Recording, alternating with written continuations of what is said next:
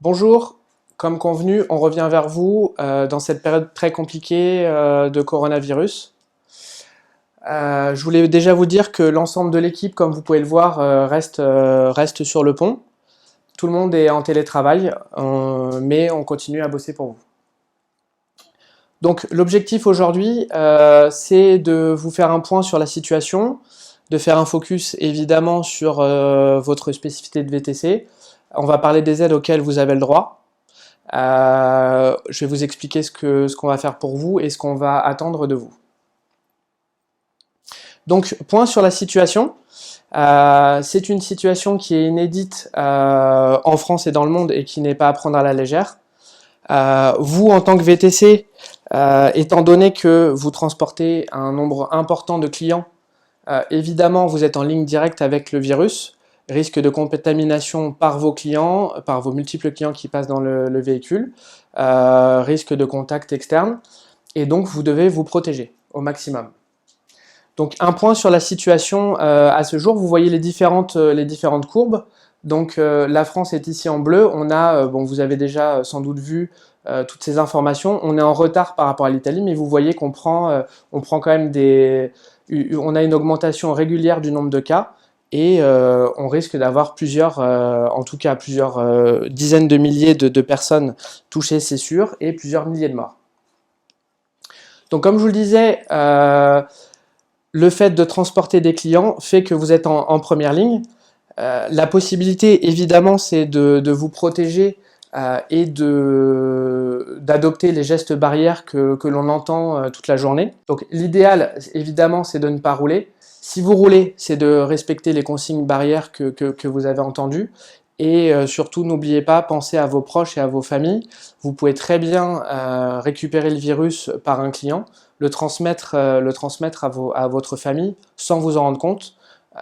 Et les conséquences derrière sont importantes, d'autant plus qu'en ce moment, l'activité est très faible. Ça veut dire que vous allez prendre énormément de risques pour un chiffre d'affaires qui va être très faible. Donc les aides pour les indépendants, pardon. Donc il y a eu plusieurs discours du président de la République.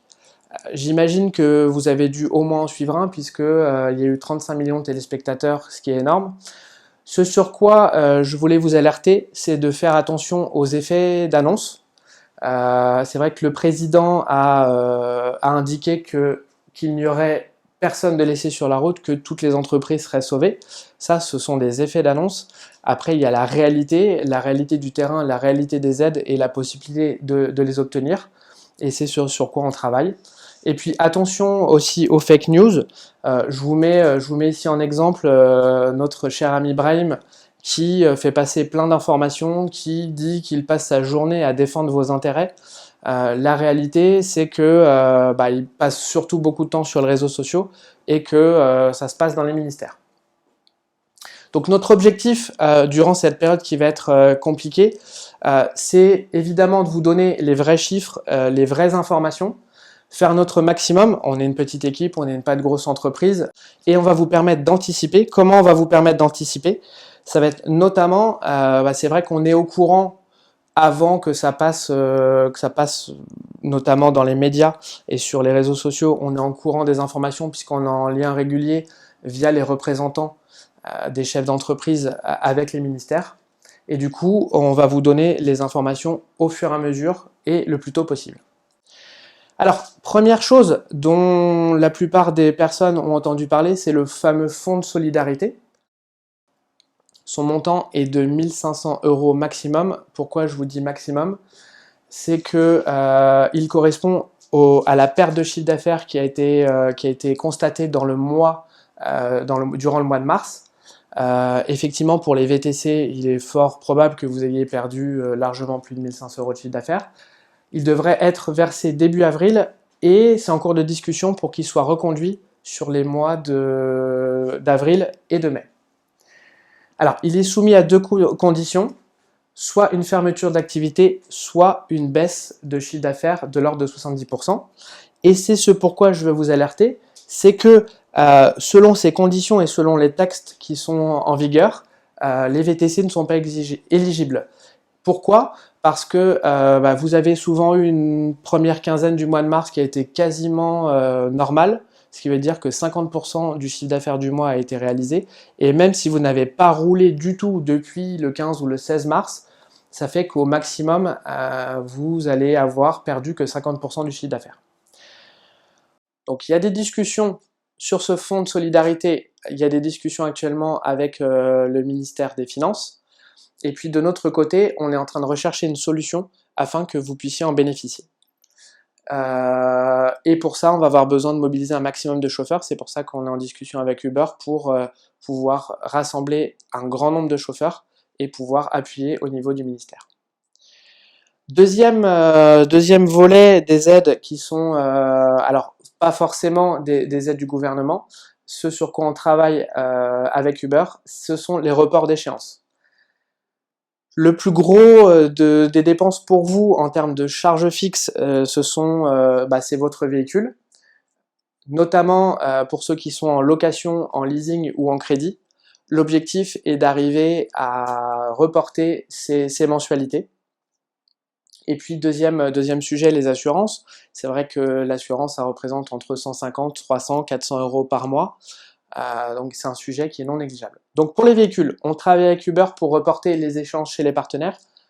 La société Flexifit a fait un énorme effort c'est vrai qu'on les avait contactés il y a une dizaine de jours pour leur demander de faire un effort. Ils ont annoncé début de semaine dernière qu'il y avait un report jusqu'à nouvel ordre des échéances, y compris de l'assurance. Donc c'est vrai que c'est un très gros effort de la part de Flexifit et on est en train de travailler avec les autres partenaires et puis d'essayer de discuter avec les autres sociétés, que ce soit donc les loueurs ou les sociétés de leasing. Concernant les assurances, donc on va dire qu'il y a deux principales assurances. La responsabilité civile circulation, donc celle qui vous assure au quotidien en cas d'accident, qui vous assure vous, votre véhicule et les passagers. C'est difficile de les suspendre, on voudrait tous bien évidemment les suspendre.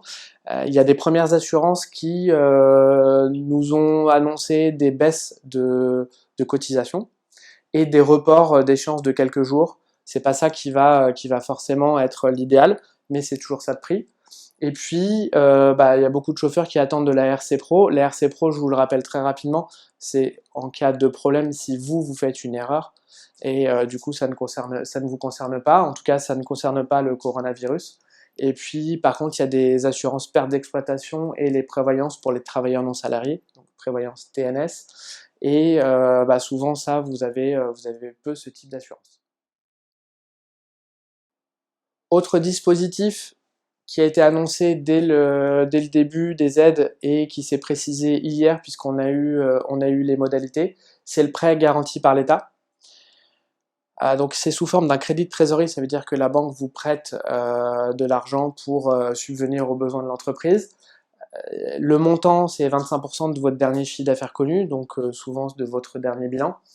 Donc c'est un crédit d'1 an que vous pouvez prolonger durant 5 ans après, et l'État donne une garantie à 90%. Les modalités pour avoir ce prêt garanti par l'État, c'est une demande auprès de votre banque.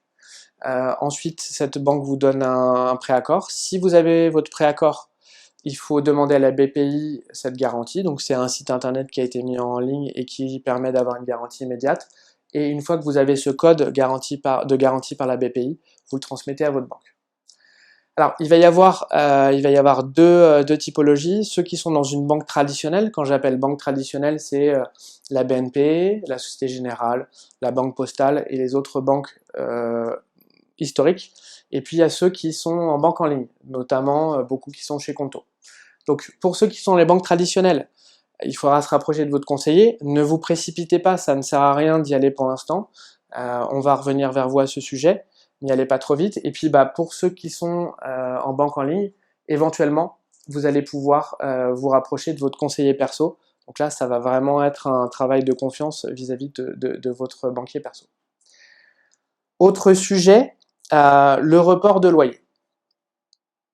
Alors attention, c'est vrai que, comme je vous le disais tout à l'heure, attention aux annonces. Le président a parlé de loyers professionnels, donc les locaux commerciaux, les locaux de bureaux, ce qui n'est souvent pas votre cas. Et en plus, il a parlé de automatique et de 100%, alors que dans la réalité, c'est au bon vouloir de chaque propriétaire. Donc c'est pour ça que je vous alertais tout à l'heure. Et donc effectivement, ça concerne le loyer professionnel. Notre objectif, puisqu'on le sait, pour vous, votre loyer personnel est une charge importante chaque mois. On est en train d'avoir des discussions avec les HLM pour essayer de reporter vos loyers. Et pour les autres bailleurs, l'idée c'est que ce soit sur demande. Donc ça fait en fonction de votre relation avec votre bailleur, soit de lui demander directement. Par contre, il faudra forcément mettre un écrit derrière parce que n'oubliez pas qu'on peut avoir un accord oral, mais il faut confirmer tout ça par écrit. Par contre, il est clair qu'une des conditions pour obtenir ces reports, ce sera d'être à jour de votre loyer. Autre sujet, le report de crédit. Alors, concernant vos crédits personnels, ça peut se tenter. Alors, il va y avoir deux types de crédits. Déjà, les crédits qui sont sur le véhicule ou sur les autres sujets. Et puis, concernant le crédit véhicule, il y a ceux qui ont fait un emprunt à l'ADI. Et c'est vrai qu'il y a déjà des discussions avec l'ADI afin de suspendre les échéances ou de les reporter à la fin de l'emprunt. Donc les enjeux c'est quoi et les questions ça va être quoi? Ça va être pendant combien de mois on suspend les échéances. C'est vrai qu'on n'a aujourd'hui aucune idée de la durée de la crise. On a parlé d'abord de 15 jours de confinement. Aujourd'hui on a des informations sur des confinements jusqu'à la fin du mois d'avril. On ne sait pas comment l'économie va reprendre derrière et à quel point ça va être compliqué pour vous. Donc voilà, est-ce qu'il faut reporter vos crédits durant 1 mois, 2 mois, 3 mois? Et puis une fois que vous aurez du coup accumulé un retard de crédit, ça va être de savoir sur combien de temps vous l'étalez. Dans les autres dispositifs qui ont été annoncés et qui sont en train de se construire, c'est pareil, tout n'est pas encore mis en place. Il va y avoir le chômage partiel, la garde d'enfants, donc les contraintes liées à la garde d'enfants, et l'arrêt maladie. Concernant le chômage partiel, c'est uniquement pour ceux qui ont des salariés, donc je précise tout de suite, que vous soyez gérant de URL ou de SRL, peu importe, que vous soyez président de SASU, ça ne marche pas, je ne peux pas me mettre en tant que chef d'entreprise en chômage partiel. Ça ne marche que si vous avez des salariés chauffeurs. Donc ce n'est vraiment pas pour le dirigeant, ça n'est pas fait pour. Deuxième solution, la garde d'enfants. Donc vous pouvez bénéficier d'un congé maladie avec des modalités de paiement et d'indemnisation qui sont spécifiques. Les conditions sont d'avoir un enfant âgé de moins de 16 ans qui, comme vous le savez, toutes les écoles ayant été fermées, ça touche tous les enfants, mais là en tout cas c'est pour les 16 ans.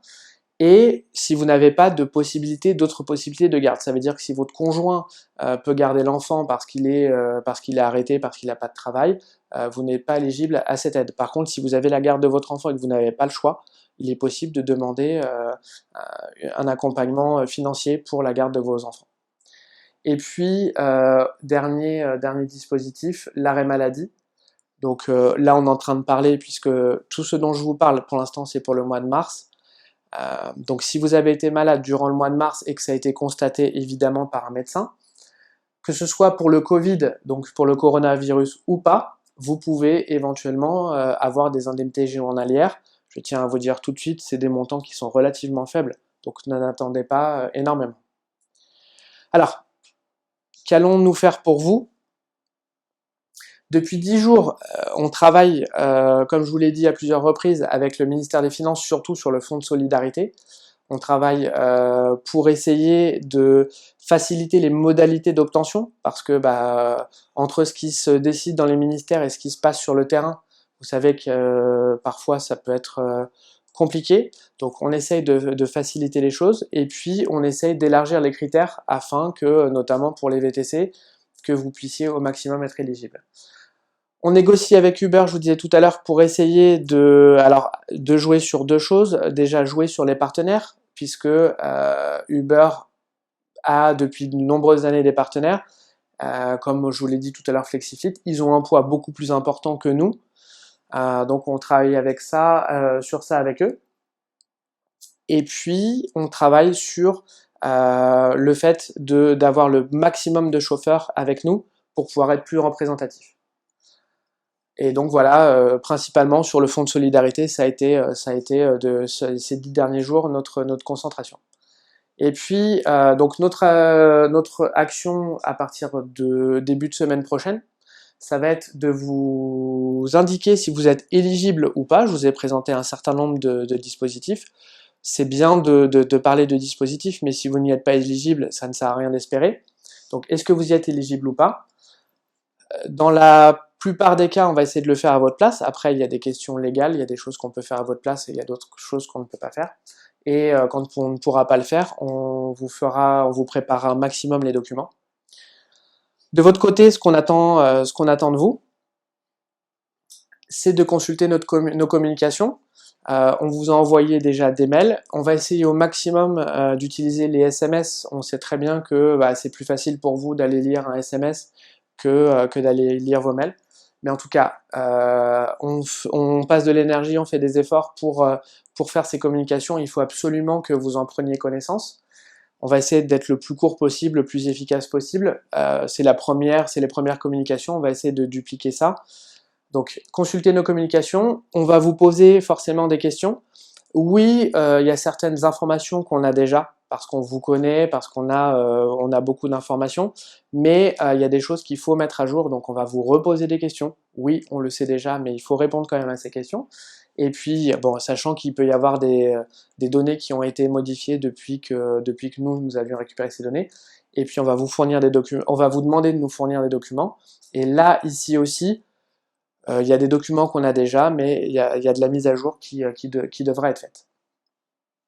Et puis, dernière action qu'on vous demande de votre côté, c'est dans la mesure du possible, je sais que c'est compliqué, je sais que vos revenus sont souvent, dans la plupart des cas, 100% liés au VTC, mais essayez de rester chez vous, afin de surtout vous protéger vos proches, protéger votre famille. Si derrière vous récupérez le virus ou si quelqu'un de votre famille vous récupère le virus, vous aurez énormément de problèmes et l'impact financier et l'impact sur votre santé pourra être beaucoup plus important. Voilà, donc vous allez recevoir très rapidement des questionnaires comme je vous l'ai dit. Répondez aux questions, fournissez-nous les documents et puis on va revenir vers vous le plus rapidement possible. Merci de votre attention.